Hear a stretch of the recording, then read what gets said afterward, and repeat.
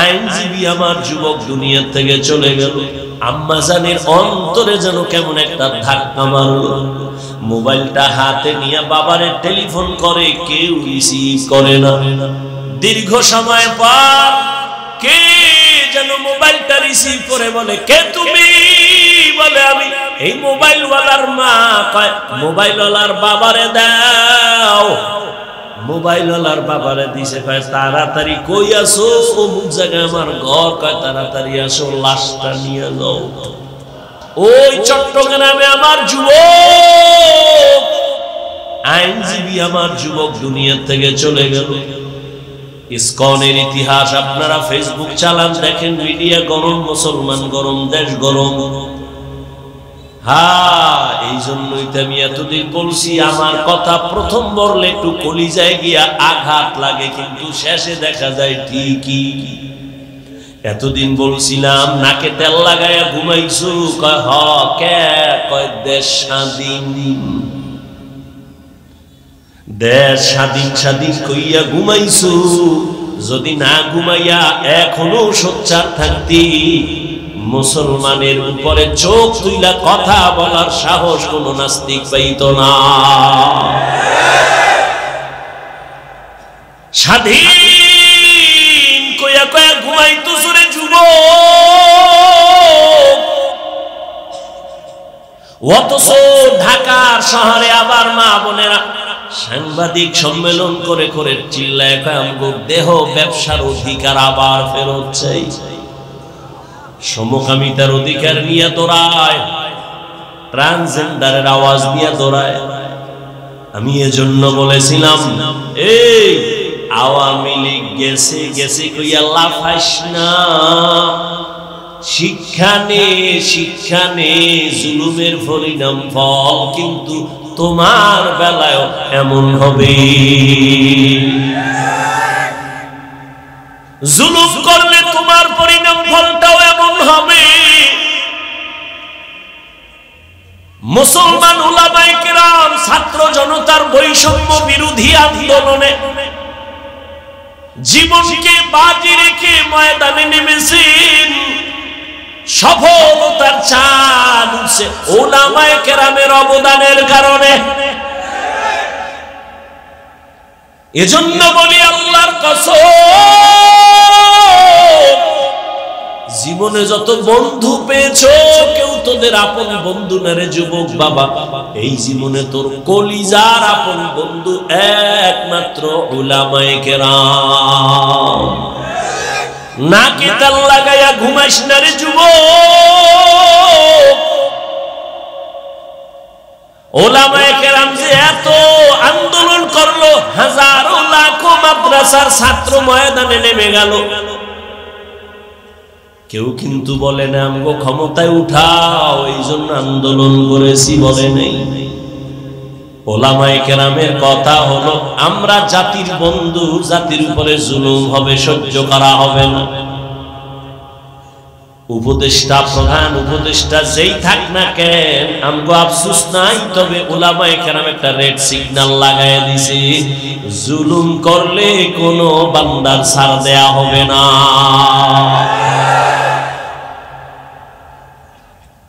মুসলমান নাকে তেল লাগায় ঘুমাইতেছো না, মুসলমান তো নাক চোখ কান খোলা রাখতে হবে, কারণ এ দুনিয়ার বিধর্মীরা ঘুমায় না, অপেক্ষায় থাকে কখন মুসলমানের উপরে আঘাত করবে।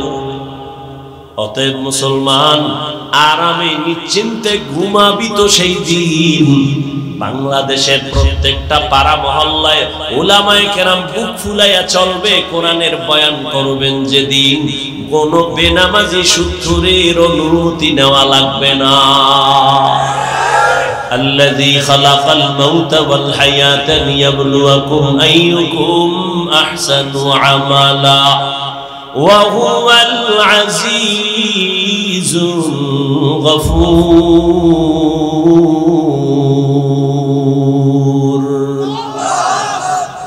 আল্লাহ বলেন আমি মানুষের আমলের পরীক্ষা নেওয়ার জন্য পাঠাইলাম, বেশি আমল চাই না, উত্তম আমল দেখবো কারা ভালো আমল করে।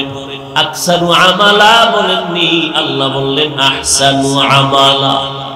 আমি আল্লাহ বান্দার বেশি আমল দেখতে চাই না, কারণ বেশি আমল করতে করতে করতে করতে আমার দুশমন জমিনের 1 ইঞ্চি জায়গা ফাঁক রাখে নাই, খালি সেজদা সেজদা সেজদা।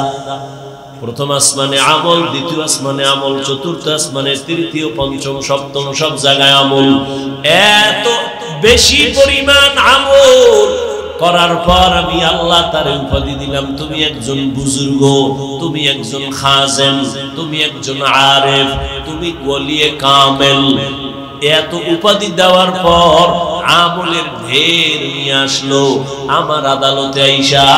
এত আমলের বাহাদুরি, এত ইলমের বাহাদুরি, একটা হুকুম অমান্য করার কারণে তার জীবনের সব আমল বরবাদ হয়ে গেল।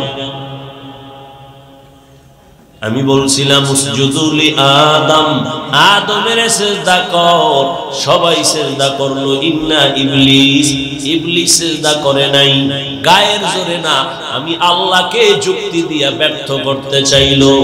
আমাকে বলে আমি কেন তাকে অর্ডার দিব সিজদার জন্য? যুক্তি দিয়া দিয়া আমার রহমতের দরজা থেকে বিতাড়িত হয়ে গেল। এজন্য যুক্তির নাম ইসলাম না, বুঝে আসো আর না আসো, আল্লাহর হুকুম মেনে নেওয়ার নাম ইসলাম। আল ইসলাম গরদান নেহাদান বাতার, বিনয়ের সাথে আত্মসমর্পণ করার নাম ইসলাম।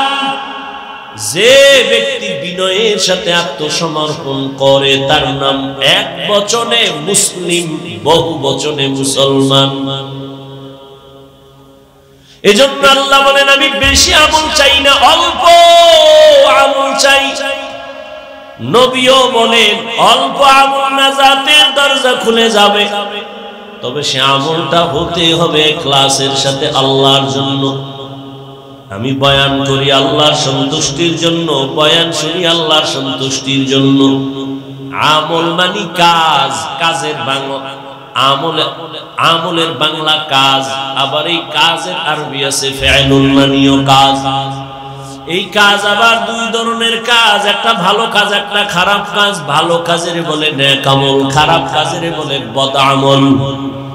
ফরজ, ওয়াজিব, সুন্নাত, মুস্তাহাব, সুন্নতে জায়েদা, মুআক্কাদা, ফরজে আইন, আলাল কিফায়া সব নেক আমল। গুনাহে সগীরা, কবীরা, শিরক ও কুফর ও বিদআত, মাকরু, তাহরিমি, তানজি সব হলো বদ আমল। এই বদ আমল আবার দুই প্রকার, ফাহশা আর মুনকার।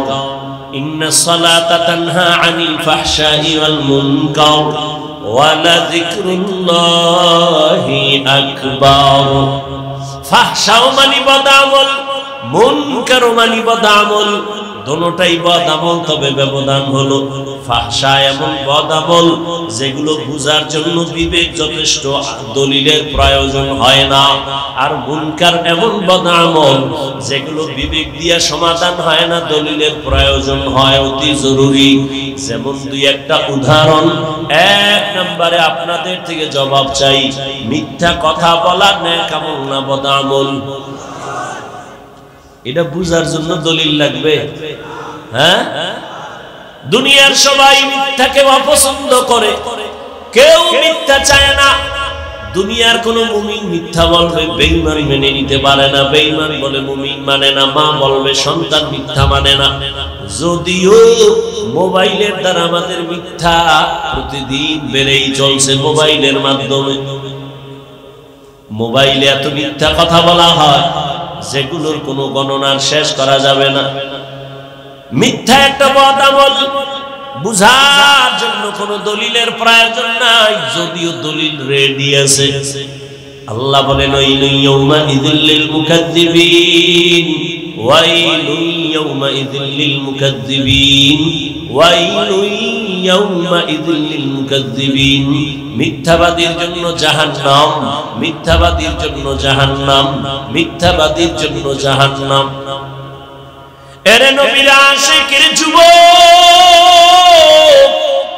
ও বৃদ্ধ বাবাজি, ও পর্দার আড়ালের মা বোনেরা, কয়দিন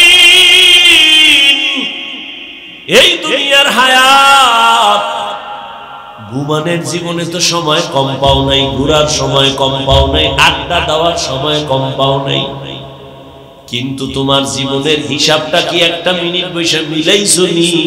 একদিন তো যেতেই হবে, চাইলেও থাকা যাবে না।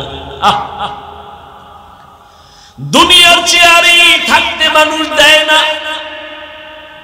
মনে চায় জীবন চেয়ারটা ধরে রাখবো, এই চেয়ার আমার, এই চেয়ারে কাউকে বসতে দিব না। দুনিয়ার চেয়ারে কেউ জোর করে বসে থাকতে পারে না। তাহলে আমার মাওলার আদালত থেকে বান্দা কেমনে তুমি দূরে সরে থাকবা? মরণ থেকে যতই পালাও, মরণ তোমায় নিবে ঘিরি। যদিও সুদূর আকাশ পানে লুকাও, সেথায় লাগিয়ে সিঁড়ি। নদী পথে নৌকা চালাও ও মাঝি ভাই, বেলা ডোবার আগে আমি উপার উঠতে চাই। ডুবে গেলে বেলারে আর উঠে না, ভেঙ্গে গেলে মেলারে আর জমে না। জীবনে খেলার মাঠে তো কম সময় কাটাও নাই রে যুবক,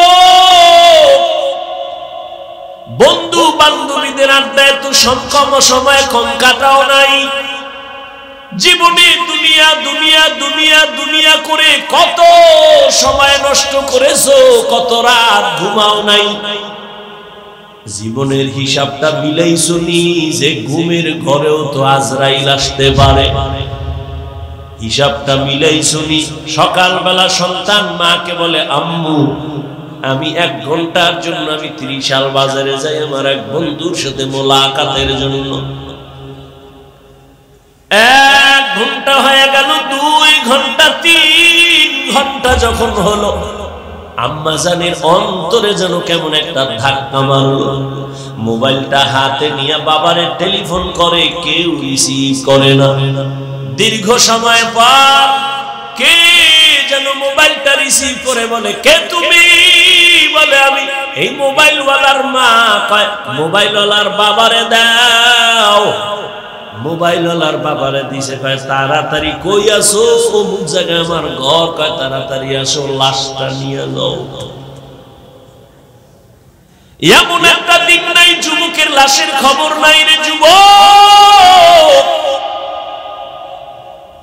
যত লাশ দেখো অধিকাংশ যুবকের লাশ। ওই চট্টগ্রামে আমার যুবক, আইনজীবী আমার যুবক দুনিয়া থেকে চলে গেল।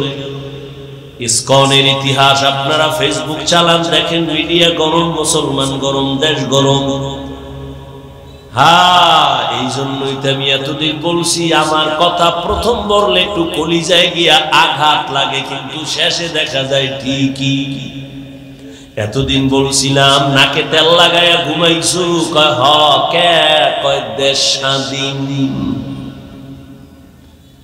দেশ স্বাধীন স্বাধীন কইয়া ঘুমাইছো। যদি না ঘুমাইয়া এখনো সোচ্চার থাকতি, মুসলমানের উপরে চোখ তুইলা কথা বলার সাহস কোন নাস্তিক পাইত না। স্বাধীন কইয়া কয়া ঘুমাইতো সুরে যুবক। অথচ ঢাকার শহরে আবার মা বোনেরা সাংবাদিক সম্মেলন করে করে চিল্লায় কয় আমগো দেহ ব্যবসার অধিকার আবার ফেরত চাই। সমকামিতার অধিকার নিয়ে দৌড়ায়, ট্রান্সজেন্ডারের আওয়াজ নিয়ে দৌড়ায়। আমি এজন্য বলেছিলাম, এই আওয়ামী লীগ গেছে গেছে কইয়া লাফাইস না। শিক্ষা নে জুলুমের পরিণাম ফল কিন্তু তোমার বেলায় এমন হবে। জুলুম করলে তোমার পরিণাম ফলটাও এমন হবে। মুসলমান উলামায়ে কেরাম ছাত্র জনতার বৈষম্য বিরোধী আন্দোলনে জীবনকে বাজি রেখে ময়দানে নেমেছেন, সফলতার চাঁদ উঠছে উলামায়ে কেরামের অবদানের কারণে। এজন্য বলি আল্লাহর কসম, জীবনে যত বন্ধু পেয়েছো কেউ তোদের আপন বন্ধু না রে যুবক বাবা। এই জীবনে তোর কলিজার আপন বন্ধু একমাত্র উলামায়ে কেরাম। আর তুই যারে বন্ধু বানাইছ এ ধান্দাবাজ আর চান্দাবাজ, স্বার্থপর। স্বার্থে আঘাত লাগলে দল থেকে নাম কাটবে না, কল্লা কেটে দিবে কলমা। এর নাম সোনার বাংলার রাজনীতি। আর কোরআনের রাজনীতি আর ইসলামের রাজনীতি, মালিক যেই প্লেটে খাবে গোলাম একই প্লেটে খাবে।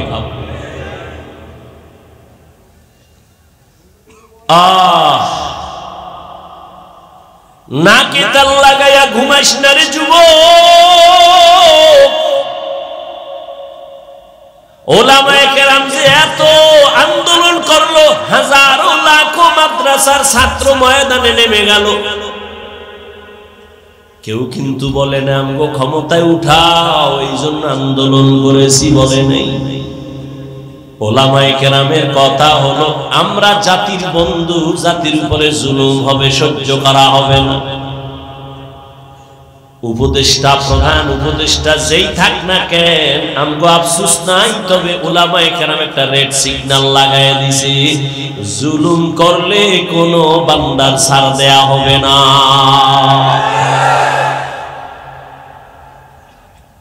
মুসলমান নাকি তেল লাগায় ঘুমাইতেছো না, মুসলমান তো নাক চোখ কান খোলা রাখতে হবে, কারণ এ দুনিয়ার বিধর্মীরা ঘুমায় না, অপেক্ষায় থাকে কখন মুসলমানের উপরে আঘাত করবে।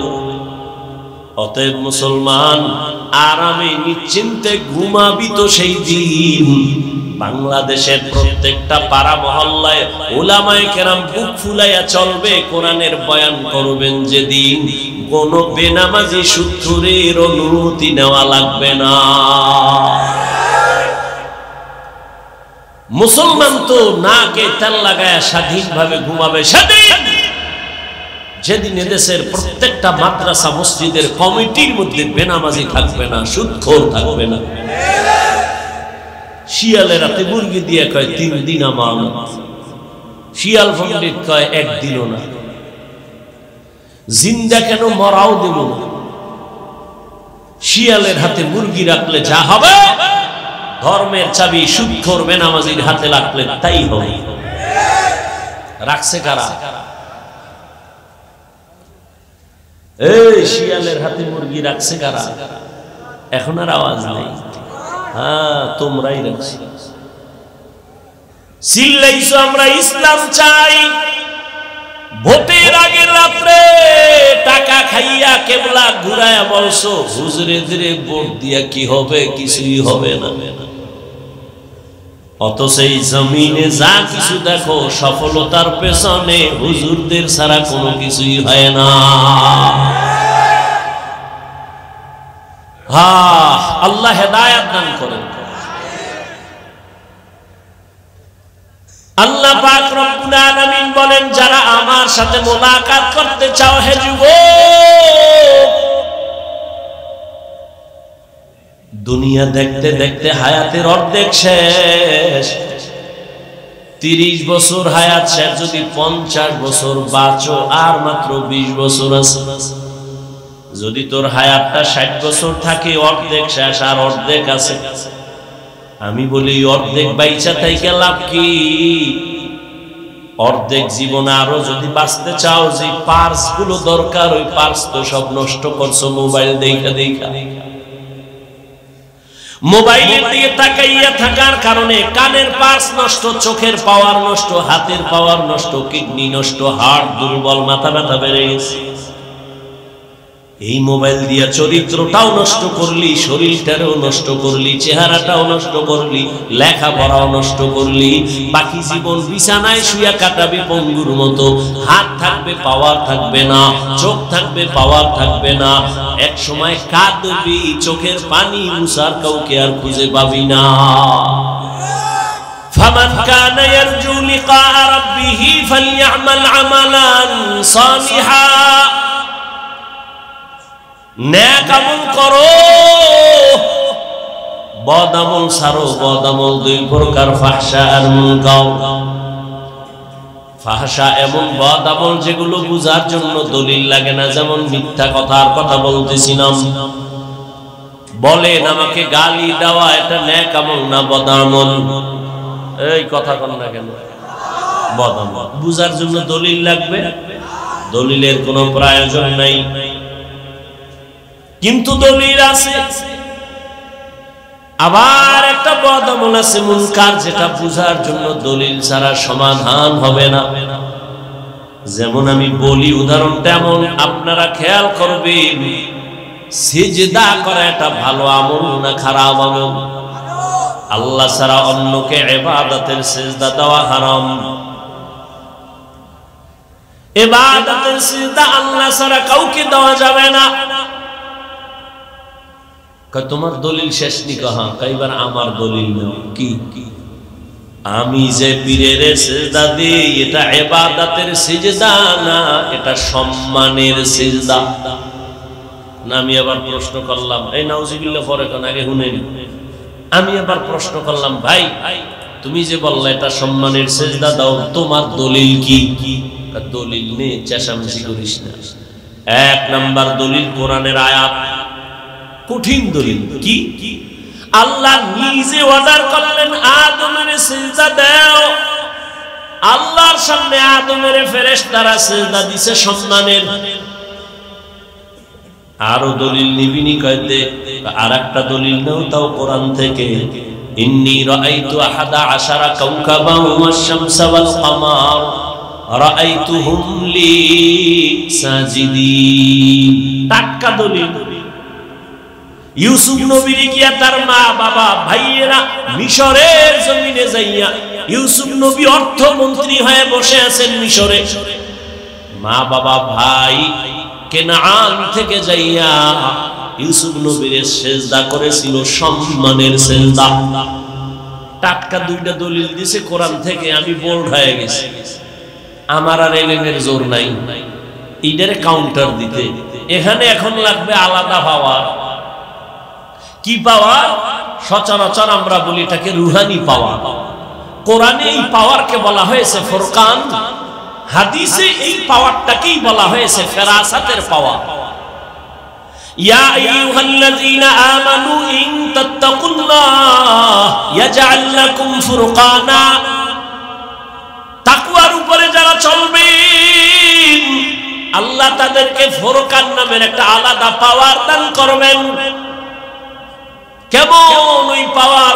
হুয়া নূরুম মিন ইলাহি, আল্লাহর দাও একটা নূরের আলো, একটা পাওয়ার। যেই পাওয়ার দিয়া মা ফুররিকা বিহি বাইনাল হাক্কি ওয়াল বাতিল, হক বাতিল নির্ণয় করে হকের পথে আগায়া যাবে। হাদিসে এই পাওয়ারটাকে বলে ফেরাসাতের পাওয়ার। ক্বালান নবী সাল্লাল্লাহু আলাইহি ওয়া আলিহি ওয়া সাল্লাম ইত্তাকু ফিরাসাতাল মুমিন ফাইন্নাহু ইয়ানজুরু বিনুরিল্লাহ। আল্লাহর বিশেষ কিছু বান্দা আছে, এদের আল্লাহ আলাদা পাওয়ার দান করেন। ওই পাওয়ার পাইয়া তারা অনেক কিছু দেখে যা তোমরা দেখো না। আর তারা এটা চামড়ার চোখ দিয়ে দেখে না। আল্লাহ তাআলা এদের নূরের আলো দান করে, নূরের পাওয়ার দিয়ে তারা দেখতে পায়। নূরের আলো দিয়ে তারা অনেক কিছু দেখে।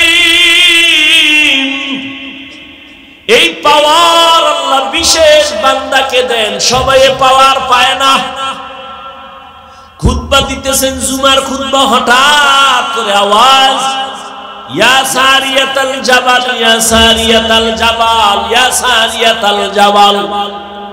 ওমরে ফারুক আওয়াজ দিছে, সারিয়া পাহাড়, পাহাড়, পাহাড়। আওয়াজটা দিছে খুতবার মধ্যে অপ্রাসঙ্গিক। কয় হে সারিয়া কই? কয় মদিনা থেকে 2000 কিলোমিটার দূরে ইরানে। সারিয়াকে জিজ্ঞাসা করা হলো, রে সারিয়া, ওমরের আওয়াজ শুনছো? সারিয়া বলে, কাছে বৈশা আওয়াজ দিলে যেমন শোনা যায় তেমনই শুনছি। আহ, ফেরাসাতের পাওয়ার! উসমান রাদিয়াল্লাহু তাআলা আনহু সাহাবায়ে কেরামদের বসায়া বয়ান করেন। হঠাৎ এই মজলিসের মধ্যে আব্দুল্লাহ ইবনে মাসউদ চলে আসছেন বাজার থেকে। উসমান আর একদিকে তাকায়, নবুয়তের দরজা কি খোলা, ওহী আছে নাকি? না। তো আপনি কেমনে বললেন আমার চোখে বেগানা জিনার নজর লাগছে?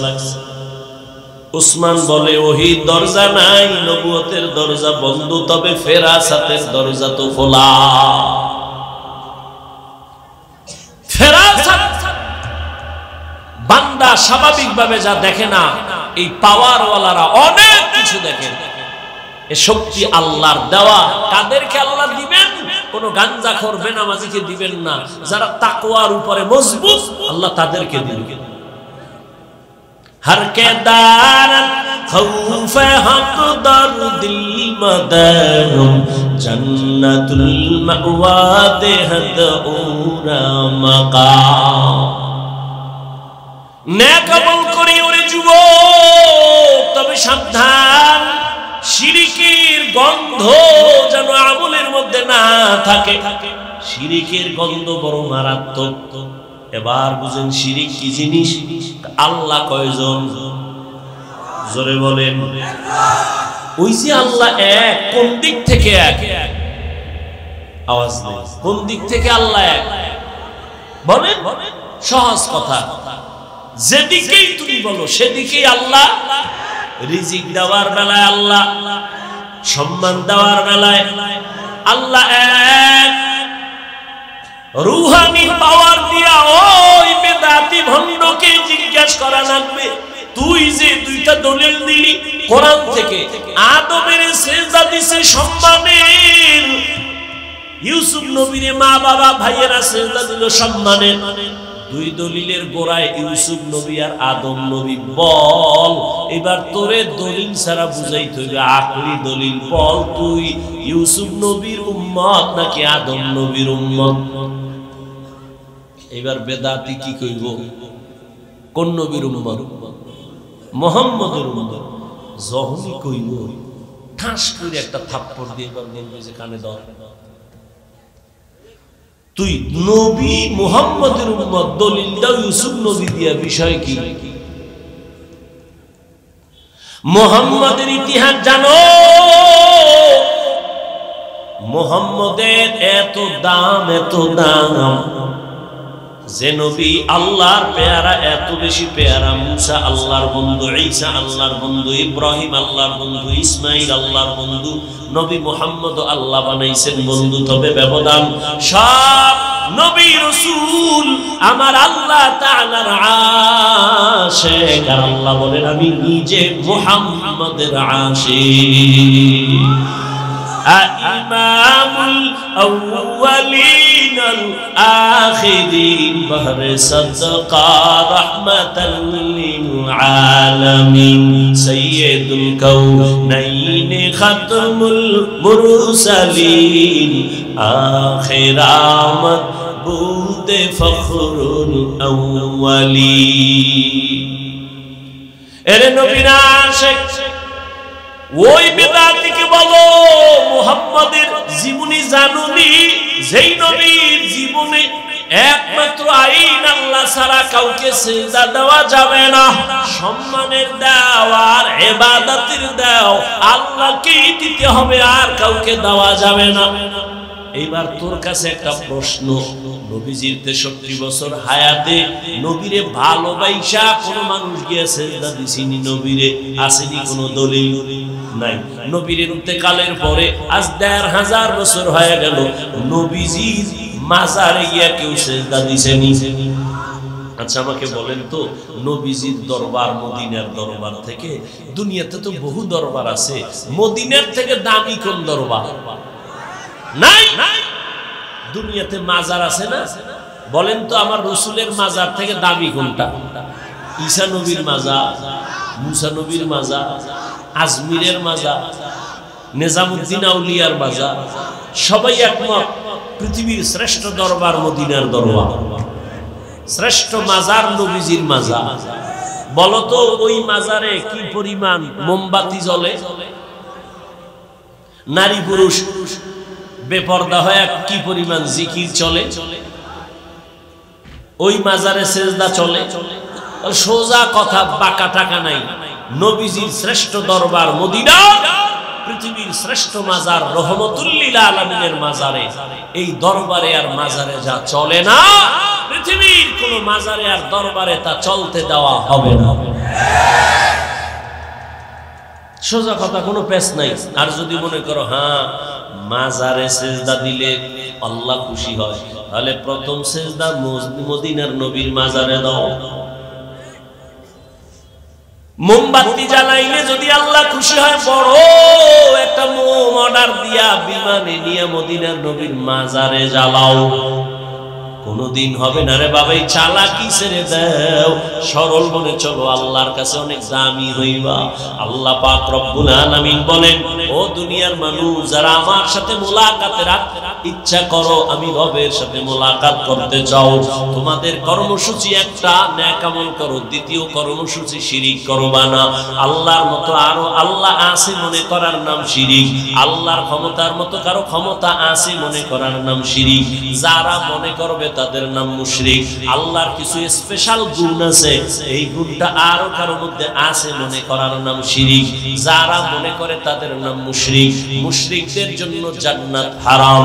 যেমন আল্লাহর স্পেশাল একটা গুণ হলো তিনি রিজিক দেনওয়ালা রাজ্জাক, এই গুণটা আর কারো মধ্যে আসেনি, নাই।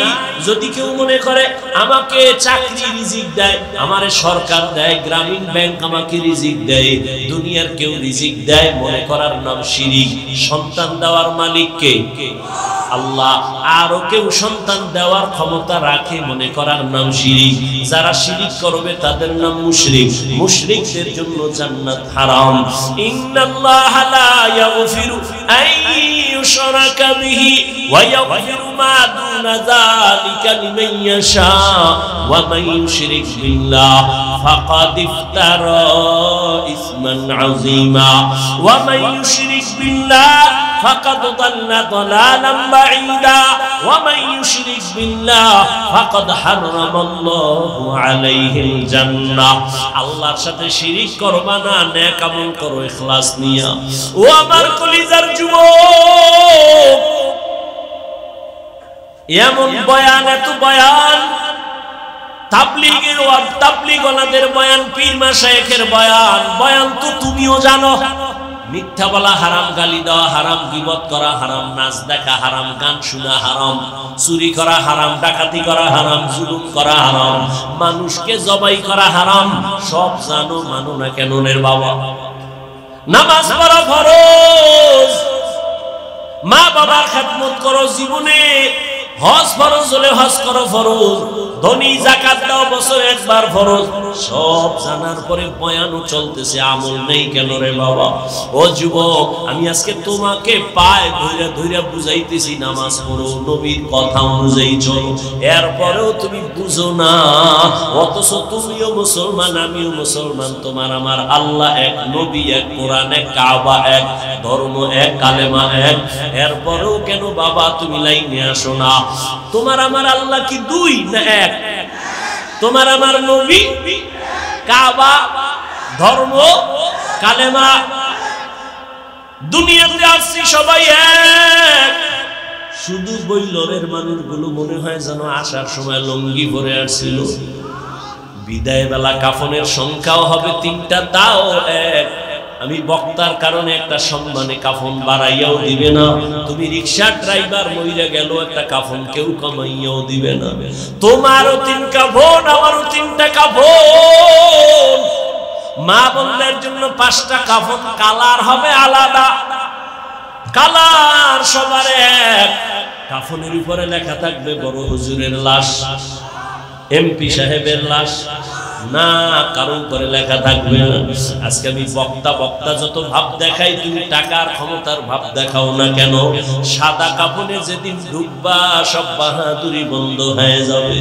ওই সাদা কাফনের কালার এক, কবরের সাইজ হবে এক। ওই কবরে রেখে প্রশ্ন করা হবে তিনটা, তাও এক। তুমি ধনী না গরিব, আলেম না মূর্খ, প্রশ্ন হবে না, প্রশ্ন হবে তিনটা।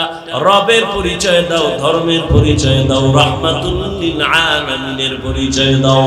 নবীজি বলেন যারা এই তিনটা প্রশ্নের জবাব দিতে পারবে তাদের কবর হবে রওজাতুম মিন রিয়াজিল জান্নাহ। আর যারা জবাব দিতে পারবা না তাদের কবর হবে হুফরাতুম মিন হুফারিন নার। ওই কবরের জবাব কে দিতে পারবে? আমরা হুজুরেরা।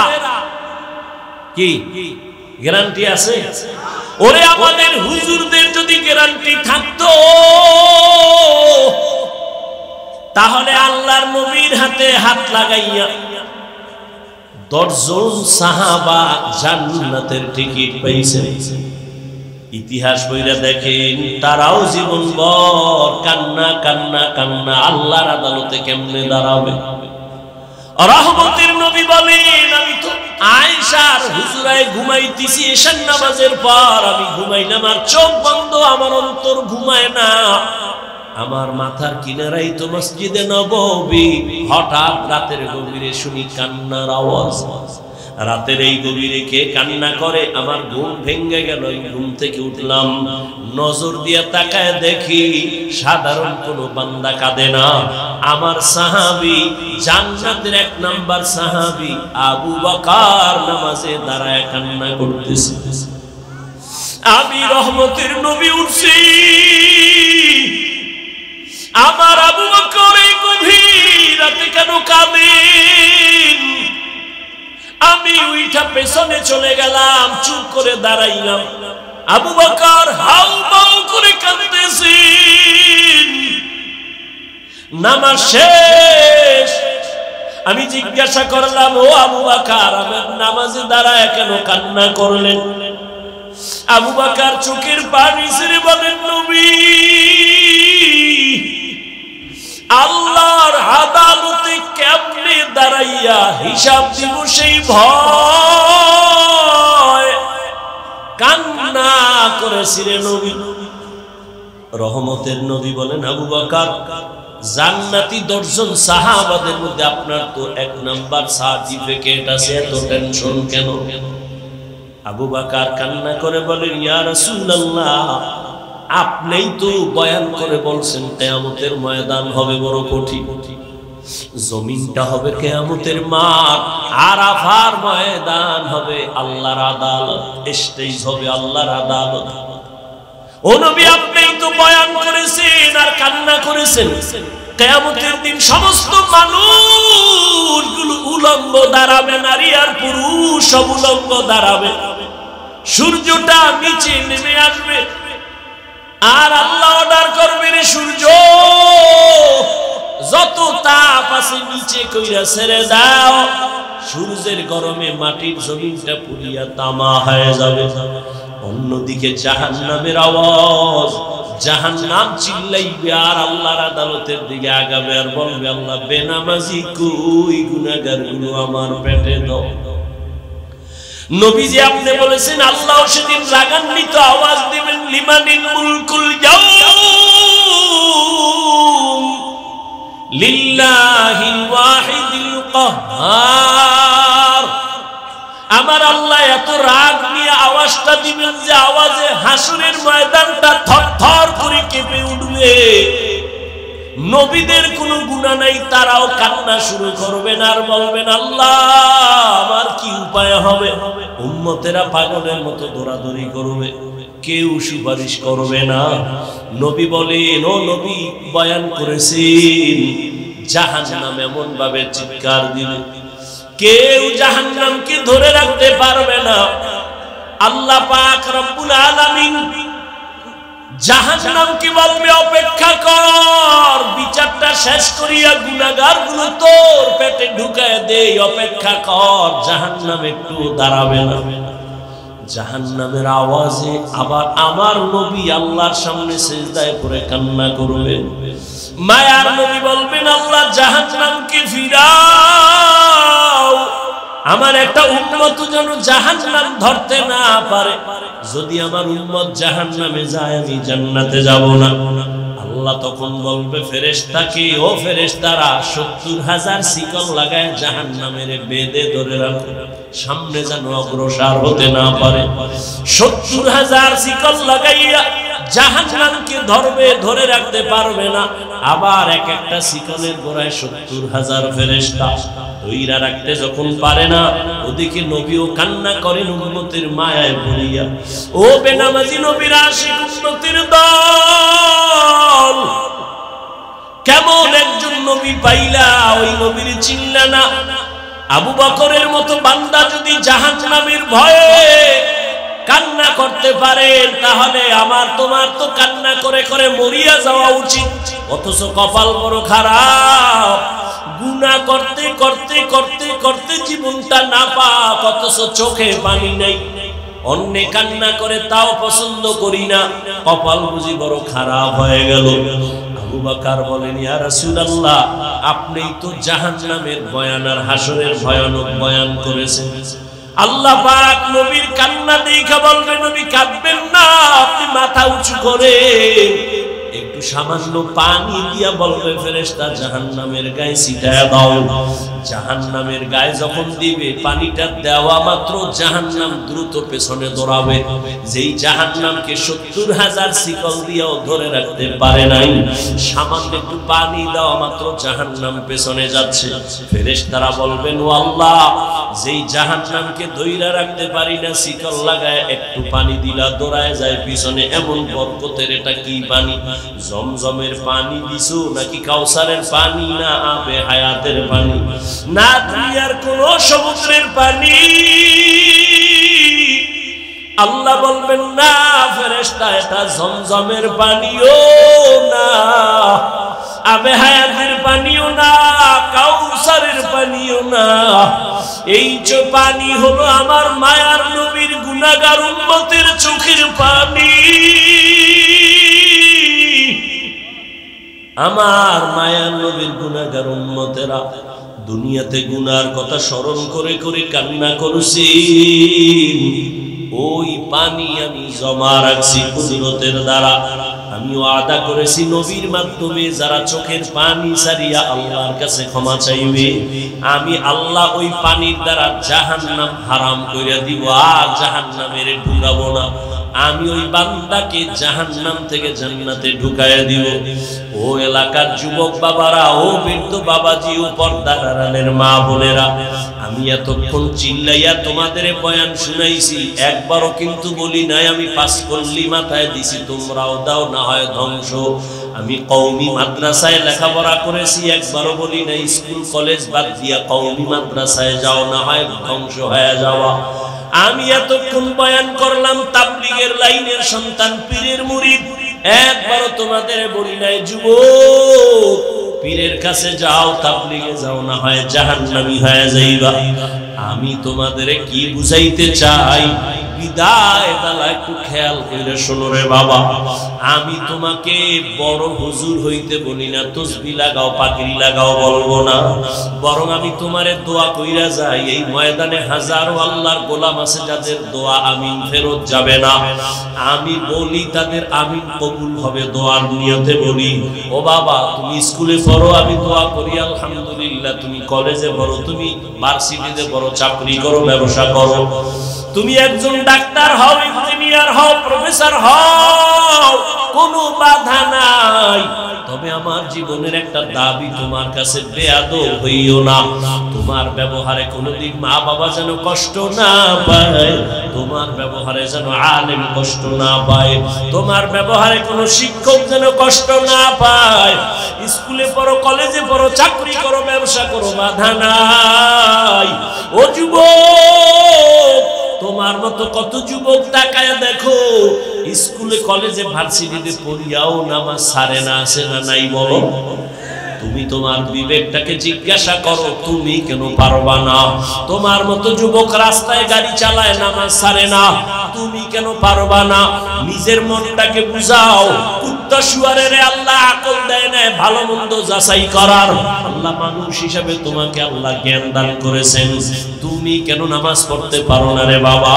মনে মনে কি ভাবতেছো কোরআন মিথ্যা? একটা প্রমাণ এখন দাও, আমি এখন দাড়ি কেটে ফেলবো, প্যান্ট শার্ট টাই লাগায় রাস্তায় নাচ গান করবো, আর আল্লাহর কথা বলবো না। দুনিয়ার সব কোরআন আগুন দিয়া জ্বালায় দিব। কারণ কোরআন যদি ভুল হয় তো আমগো বয়ানও ভুল, কোরআন যদি ভুল হয় সত্যিকারে তো আল্লাহ আছে এ কথাও ভুল। কোরআন যদি ভুল প্রমাণ করতে পারো, কিয়ামত হবে, জান্নাত হবে, সব ভুল। কিন্তু তুমি কেন? ১৫০০ বছর পর্যন্ত বহু মহাপণ্ডিতেরা অপচেষ্টা করলো ভুল বের করার জন্য, কেউ পারে নাই, বরং বহু বান্দা কালেমা পড়া মুসলমান হয়ে গেল। ও আল্লাহর বান্দা, তোমার অন্তর যদি বলে না আসলেই কোরআন সত্য, তাহলে ভালো করে মনে রাখবা, গুনাহ নিয়ে কবরে গেলে জাহান্নামের আযাব ভুগতে হবে, তাও সত্য। কোরআন যদি তোমার অন্তর বলে সত্য, জান্নাত নেক আমল নিয়ে গেলে জান্নাত পাইবে, তাও সত্য। ও আল্লাহর বান্দারা, ও নবীর উম্মতেরা, উলামায়ে কেরাম, সাহাবায়ে কেরাম জীবনভর যদি নেক আমল করিয়া কান্না করেন, তোমার তো আমার তো কোনো আমলেরই খবর নাই, নামাজ নাই, দাড়ি নাই, টুপি নাই, পর্দা নাই, হালাল নাই, তোমার আমার কি পরিমাণ কান্না করা উচিত? ও আল্লাহর বান্দারা, মনের একটু বুঝাইও। তোমার মতো কত চাকরিজীবীরা, আবার পুলিশ বিডিআরেরা, দাড়িওয়ালা নামাজির অভাব নাই, বলো তুমি কেন পারবা না? তোমার মতো কত ব্যবসায়ী ব্যবসা করে হালাল ভাবে, নামাজ ছাড়ে না, তুমি কেন পারবা না? এখনো সময় আছে, তওবা করে নাও। মনে চাইছে পার্কে যাবা, দৌড়াইয়া গেছো, আর কত গুনাহ করবা, এখনই কি ফিরবা না রে বাবা? দুইটা পায়ে হাত দিলে কি বলবা, হাফিজ ভাই চেয়ারের থেকে নিচে নাইমা যদি আমগো পাও ধরে না, দাড়ি কাটবো না, নামাজ ছাড়বো না, পায়ে ধরে বলি বল আমি নিচে নাইমা আসি বাবা, আমি নিচে নাইমা তোর পাও দুইটা ধইরাও বলবো, আর দাড়ি কাইটা আমার নবীরে কষ্ট দিস না। ওরে আমরা যারা টুপিওয়ালা দাড়িওয়ালা কই, কত বিপদ এই বাংলাদেশে চোখের সামনে দেখছো, কিন্তু আমাদের তো কোনো বিপদ হলো না। করোনার সময় সব বন্ধ, স্কুল কলেজ বন্ধ, চাকরি বন্ধ, সব, কিন্তু একটা মাদ্রাসা বন্ধ হয় নাই। এই আওয়ামী লীগ নাই, বিএনপি, এই সেই কত কান্নাকাটি, সবার মধ্যে পেরেশানি, কিন্তু কোরআন ওয়ালাদের কোনো টেনশন নাই। আলহামদুলিল্লাহ, আমরা আগেও যেমন ছিলাম, এখনো তেমন আছি, ভবিষ্যতেও তেমন থাকবো। ও বাবা, এত পাও দিলে তোমারে বুঝাই কেন? তুমি কি আমারে টাকা দাও না, হাদিয়া দাও না? ইমামের বেতনটাও ঠিক মতো দাও না। ও বাবা, আলেমদের তুমি গালি ছাড়া কিছুই দাও না, ফেসবুকে বিরোধিতা ছাড়া কিছুই করো না, অথচ এত কিছু জানার পরেও একটা গালিও তোমারে আমি দেই না। তুমি সামনে দাঁড়াইলে হাসি মুখে বুকে লাগাই সালাম দেই, একবার তো সিসি কইরা তাড়ায়া দেই নাই। এই তো বলতে পারতাম তো চাইলে, এই বেনামাজি কাছে আসবি না, তুই প্রস্রাব করে পানি লাও না, গন্ধ তোর পোশাকে ময়লা, দূরে যা, একবারও বলি নাই। বরং সব আলেমরা তোদের পাইলেই বুকে লাগায়, আর মোহাব্বত করে একটু দোয়া দেয়, সালাম দেয়, হাত বাড়ায় দেয়। এই ভালোবাসা দুনিয়াতে আর কারো কাছ থেকে পাবি না রে বাবা। দুইটা পায়ে হাত রেখে বলি রে যুবক, ওরে সাহাবায়ে কেরাম যদি এত সুন্দর আমল, এত সুন্দর নামাজ, এত সুন্দর তাকওয়া, এত সুন্দর তেলাওয়াত রাইখা জান্নাতের টিকিট পাইয়াও যদি তারা কান্না করে, তোমার আমার কত কাঁদা উচিত? চোখ দুইটা বন্ধ করে দেখ, জীবনে গুনাহ ছাড়া কিছুই নাই রে বাবা। এখনো কি তওবা করবা না? তোমার আমার মতো যুবক, পানির নিচে তাকায় দেখ যুবকের লাশ, গাড়ির নিচে যুবকের লাশ, ঘুমের বিছানায় যুবকের লাশ। এই জীবনে তো কোনোদিন আমি প্যান্ট শার্ট দূরের কথা, আমার বাবা হাফ প্যান্টও পরান নাই। এই যে লম্বা জামাটা পরছি, ওলামায়ে কেরাম তো কানি ফাড়া জামাও পরে, আমার আব্বা জীবনে আমাকে কানি ফাড়া জামাও পরায় নাই। ও বাবা, চাইলে তো অনেক কিছু করতে পারতাম। তুমি যে যুক্তি দাও টুপি মাথায় দিলে মাথা গরম, এই বুদ্ধি কি আমার নাই? বুঝটা কি নাই? বুঝি, তারপরও ছাড়ি না কেন? দাড়ির কারণে যৌবনের ভাব চলে যায়, বুঝি, তারপরও কেন দাড়ি কাটি না? ও বাবা, তুমিও মুসলমান, আমিও মুসলমান। তোমার টুপি মাথায় দিতে লজ্জা লাগে আর আমার না দিলে লজ্জা লাগে। আমার দাড়ি কাটতে লজ্জা লাগে, তোমার দাড়ি রাখতে লজ্জা লাগে। আমার পর্দা না করলে লজ্জা পাই, তুমি পর্দা করতে গেলে লজ্জা পাও। আমি মসজিদে না ঢুকলে লজ্জা পাই, তুমি মসজিদে ঢুকতে গেলে লজ্জা পাও। আসলে বিষয়টা কি আর কিছুই না, জাহান্নামের আগুনের ভয়। এই জাহান্নামের একটা সেকেন্ডের আযাব সহ্য করতে পারবো না। দুনিয়াতে একটা মশায় কামড় দিলে সইতে পারি না, রাতে আর ঘুম হয় না। একটা বেতের বাড়ি সহ্য করতে পারি না রে বাবা। ওই দুনিয়ার সূর্যের গরম সহ্য করতে পারি না। গুনাহগার হইয়া যদি কবরে যাই, ওই কবরে গেলে জাহান্নামের আগুনের গরম কেমনে সহ্য করব? ওই কবরের দুই পাশের মাটির চাপ সহ্য করতে পারবো না, জাহান্নামের গরম সহ্য করতে পারবো না রে বাবা। ও যুবক বাবারা, ও পর্দার আড়ালের মা বোনেরা, আপনাদের মতো কত মা বোন এখনো আছে পর্দা করে, স্বামীর মাল হেফাজত করে, মোবাইলে চরিত্র নষ্ট করে না। ও মা, স্বামীর মাল হেফাজত করে, সন্তানগুলো দিনদার বানাবার চেষ্টা করে। ও পর্দার আড়ালের আম্মা জানেরা, সন্তানটাকে ডাক্তার বানাইয়েন, ইঞ্জিনিয়ার বানাবেন, বাধা নাই, তবে বেয়াদব বানাবেন না। সন্তানের আচরণে যেন কোনোদিন মা বাবা কষ্ট না পায়, আলেম কষ্ট না পায়, শিক্ষকেরা কষ্ট না পায়। ও যুবক, এখনো কি জাহান্নামের আগুন থেকে ফিরবে না রে বাবা?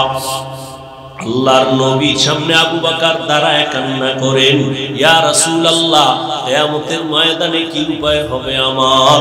হাসরের ময়দানে আল্লাহ যদি বলে, আবু বকর, তোমার জিন্দেগীর সব আমল আমার কাছে পছন্দ হয় নাই, তখন আমার উপায় কি হবে? আমার হাতে তো জাহান্নামের হ্যান্ডকাপ লেগে যাবে। ওই জাহান্নাম যে কত ভয়ঙ্কর!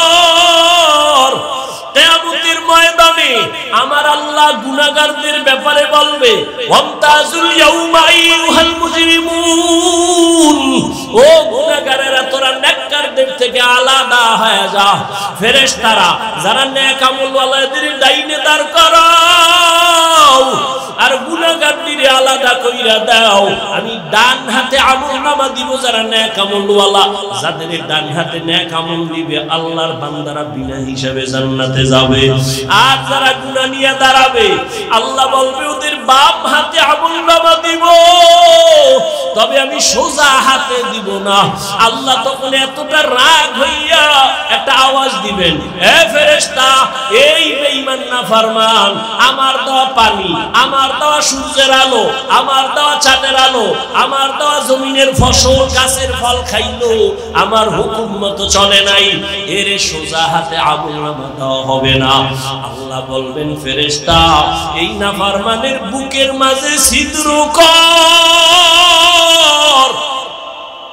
বুকের মাঝে ছিদ্র করিয়া বাম হাতটা বুকের ভেতর দিয়া ঢুকাইয়া পিঠের থেকে বের করো।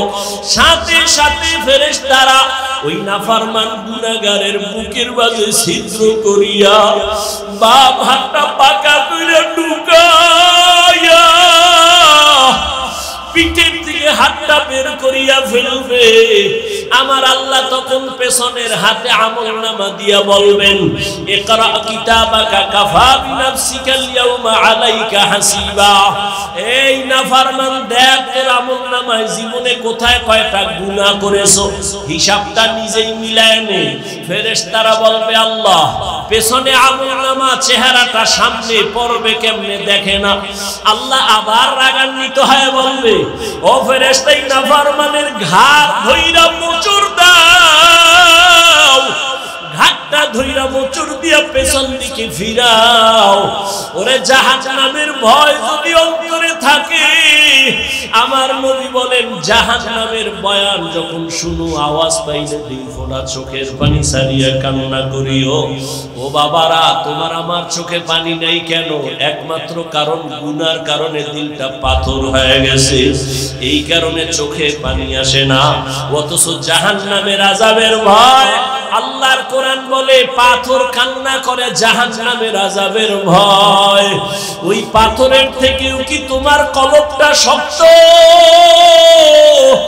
এত গুনাহ করছো, মালিকের আদালতে কেমনে দাঁড়াইবা? এখনো কি তওবা করবা না রে যুবক? ওরে মা বাবার দোয়া নিয়ে সামনে আগাও, মনে মনে তওবা করো আর বলো আমার আল্লাহকে বলতে থাকো গোপনে, মনে মনে আমার আল্লাহকে ডাকো আর বলো হে আল্লাহ, এই বৈলরের ময়দানে তাকাইয়া দেখো, মনে হয় আমার মতো গুনাহগার কেউ নাই। গুনার কারণে আমার হাত না পাক, আমার চোখ না পাক, আমার জিহ্বা না পাক, আমার অন্তরেরা জানে না, আপন বন্ধুরা জানে না। জীবনে কত গুনাহ করলাম হাতের দ্বারা, চোখের দ্বারা, জবানের দ্বারা। ওই গুনার খবর যদি আমার মা বাবা ভাই বোন আপনজন জানতো, কেউ আমারে ভালো জানতো না। আল্লাহ কত দয়ার মালিক, এত গুনাহ করার পরেও আমার আল্লাহ রাগ করিয়া তোমার আমার জন্য খানা বন্ধ করেন নাই, পানি বন্ধ করেন নাই, বরং আমার আল্লাহ মায়ার রহমতের দরজা দিয়ে ডাকে আর বলে আয় আয় আয়, কই যাইতেছো? আমার রহমতের দরজায় ফিরিয়া আয়, যেদিকেই যাবি জাহান্নাম ছাড়া কিছু না। আয়, আমি দয়ার নজর দিয়া তাকাইতেছি, আর দুই ফোঁটা চোখের পানি ছাড়িয়া ক্ষমা চা। ওরে কান্না যদি না আসে, মনে করিও গুনার কারণে আল্লাহ বেজার। ও যুবক বাবারা, দুই ফোঁটা চোখের পানি ছেড়ে কাঁদিও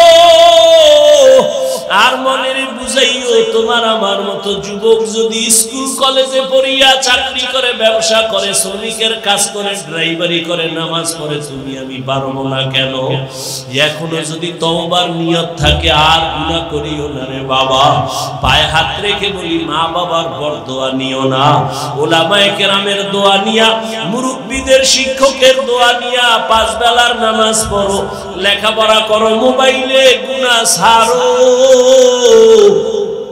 ঘুমের ঘরে যদি আজরাইল আইসা দেখে তুমি বিছানায় শুয়া শুয়া গানের তার কানে লাগাইয়া শুয়া রইছো, আজরাইল যখন চইলে আসবে, আরে বেনামাজি গুনাহগারের যে কি উপায় হবে? ওরে গুনাহগারেরা আজরাইলকে দেখা ভয় পাওয়া যাবে, চক্ষু উল্টাইয়া যাবে। ও আল্লাহর বান্দারা, মিথ্যা মনে করিও না, বরং সত্য ভাইবা দুই ফোঁটা চোখের পানি ছাড়িয়া তওবা করো। মরিয়া গেলেও যাবা, আর নামাজ ছাড়বা না, দাড়ি কাটবা না, বেপরদায় চলবা না, মা বাবার সাথে বেয়াদবি করবা না।